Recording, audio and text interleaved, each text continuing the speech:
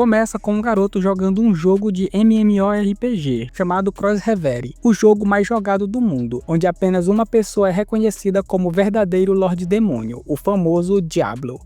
Diablo é um jogador lendário que reina com suas habilidades e equipamentos, ridiculamente poderoso. Eu sou o melhor. O jogador que usa esse personagem se chama Sakamoto Takuma. Algo acontece e meia-noite Takuma acorda em outro mundo, sendo beijado. Ele entra em pânico quando percebe que está no corpo do Diablo. A garota elfa fica feliz, pois sua invocação foi um sucesso. A garota fera comenta que a invocação é dela. A elfa diz que ela tá errada, pois a ideia foi dela de irem para a Torre da Chuva Estelar. Essa torre é um local usado para fazer invocações e realizar o ritual de escravização. Ele começa a acreditar que essas garotas o invocaram para dentro do jogo. Elas ficam pistola e começam a discutir. Ele resolve perguntar para elas, mas fica nervoso, pois percebe que nunca falou com uma garota na vida, já que passou a vida inteira sozinho. No entanto, ele se lembra que falava com garotas que o desafiavam dentro do jogo. Ele decide agir como o Diablo do jogo e diz para elas ficarem quietas, pois estão na presença dele.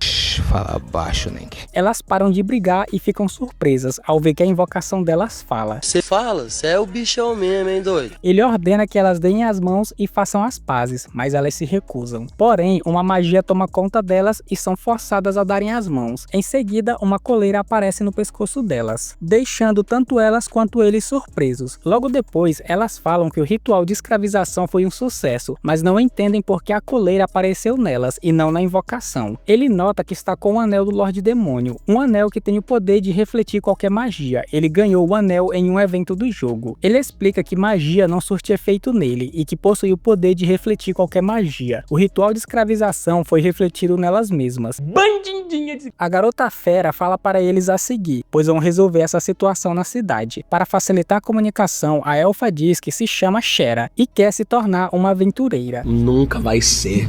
A outra se chama Ren e quer provar a sua força como uma aventureira e diz para ele emprestar a sua força. Ele também decide se apresentar, porém ele não passa de um perdedor recluso, então decide se apresentar como Diablo, o Lorde Demônio temido por todos. Shera fica super animada porque sua invocação é super rara. Nosso prota não tá entendendo nada, a única coisa que ele sabe é que gostou bastante da Shera.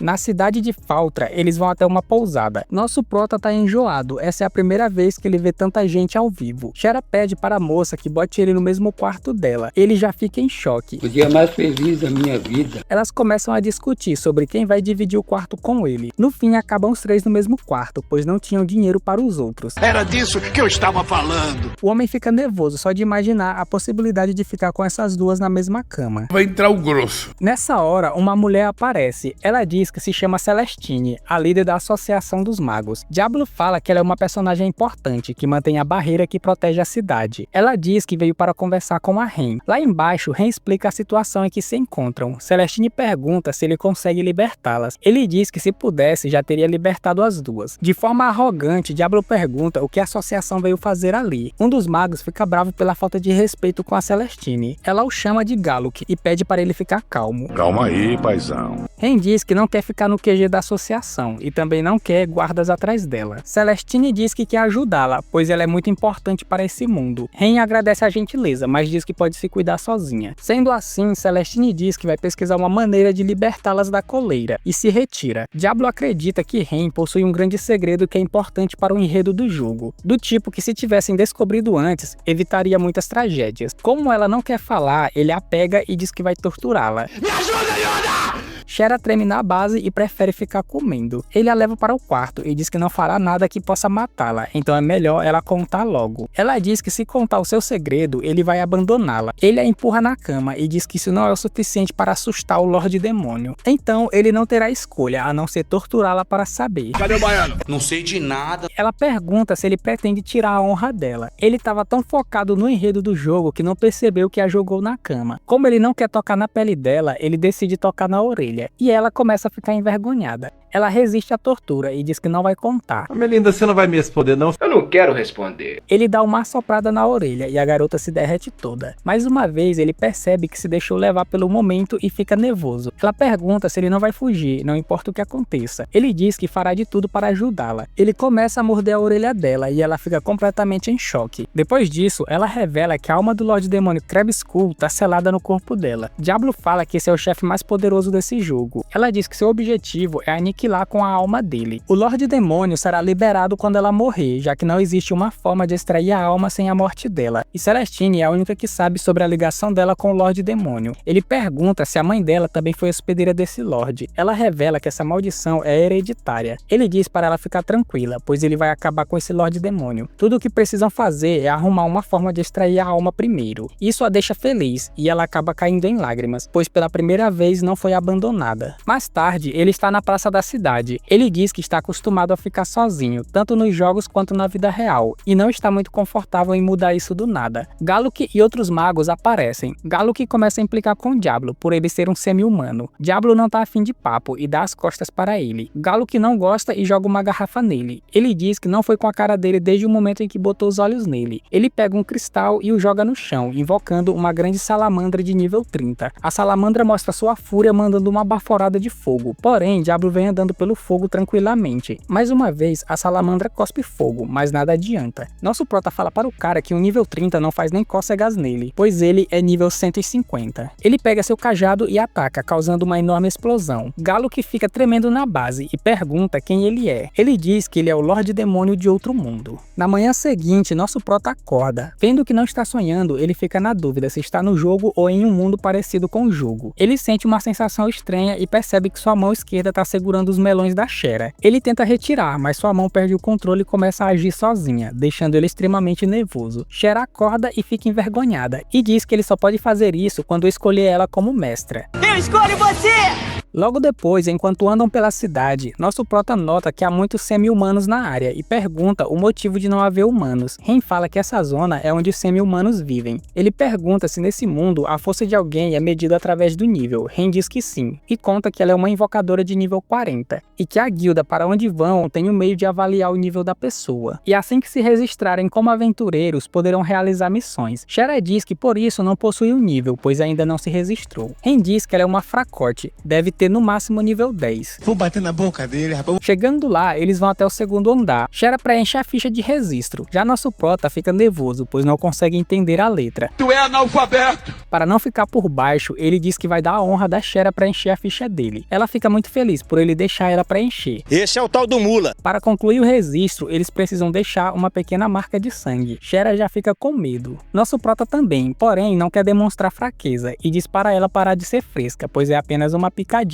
Vira homem, rapaz! Porém, ele acaba cortando demais e espalhando sangue para todo lado.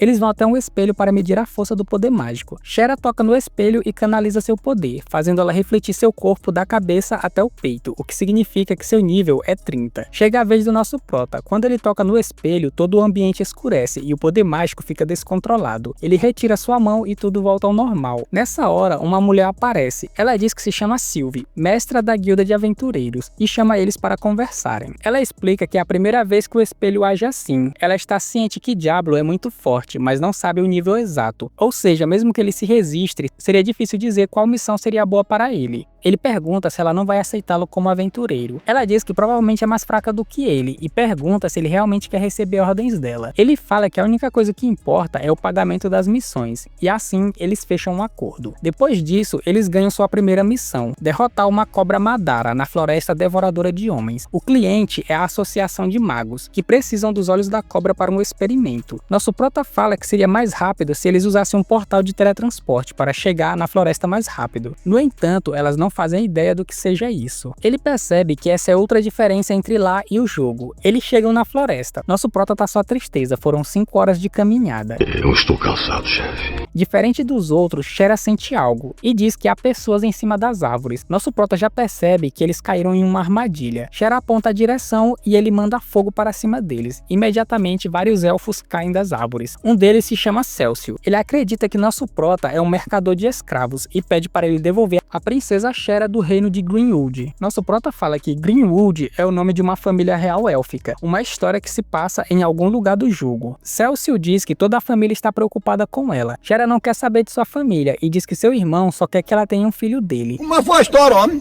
E que a partir de agora vai viver por sua própria conta. Célcio pergunta se ela não é uma escrava. Ela diz que não, pois ela pertence a si mesma. Ele diz que essa situação é complicada, porém ela é muito fraca para viver sozinha. Nosso prota diz que eles acabaram de cometer 3 erros. O primeiro, ele não é um mercador, mas sim um mago. Segundo, a Shera não é uma incapaz, pois ele está a ajudando. E o terceiro erro foi se tornarem seus inimigos. Eles disparam suas flechas no nosso prota, mas as flechas não fazem nem cócegas nele. Célcio pega uma flecha tempestuosa, capaz de penetrar qualquer coisa. Shera fica preocupada e pede para ele correr. A flecha é disparada e pega em cheio nele, mas não causa nenhum arranhão. Diablo demonstra um pouco de seu poder, congelando metade do ambiente. Galo que aparece e diz que os elfos são os inúteis. Nosso prota pergunta se foi ele quem armou toda essa confusão. Ele fica todo sem jeito e diz que apenas avisou aos elfos que a princesa estaria na floresta. Nosso prota se aproxima e fala que da próxima vez que vê-lo, não terá piedade. Mete o pé. Ren pergunta o que Celestine vai achar quando descobrir que ele usou o nome da associação para fazer uma emboscada. Galo que treme igual vara verde e sai correndo. Shera pede para os elfos dar um recado para seu irmão e diz que nunca voltará para casa, que ficará com seus companheiros. Mais tarde, eles estão no quarto enquanto esperam pela Ren, que foi relatar o ocorrido para Celestine. Nosso prota percebe que, diferente do jogo, nesse mundo não existe formas de salvar ou reiniciar o jogo. Por esse motivo, as pessoas normais não se arriscam na tentativa de aumentar o nível. Ele fala que em seu mundo arriscava sua própria vida para subir de nível. Ela pergunta se ele não dá valor à vida que tem. Ele diz que nunca pensou em jogar lá fora, mas não tem certeza se vai conseguir derrotar o Krebs-Kumi, o Lorde Demônio de outro mundo. Shera acredita que o Diablo vai escolher a Ren como sua mestre, já que ele quer derrotar o Lorde Demônio para ajudá-la. Ela o abraça e diz que também precisa dele. Ele acaba caindo na cama e ela fica por cima dele. Enquanto ele segura os melões dela, ele fala que não escolheu a Ren e que um Lorde Demônio nunca obedeceria a elas. Ela começa a ficar envergonhada e pergunta se ele gosta de peitos, pois está sempre olhando para os dela. Não, nada a ver, irmão. Nesse momento, Ren chega no quarto e pega os dois no flagra.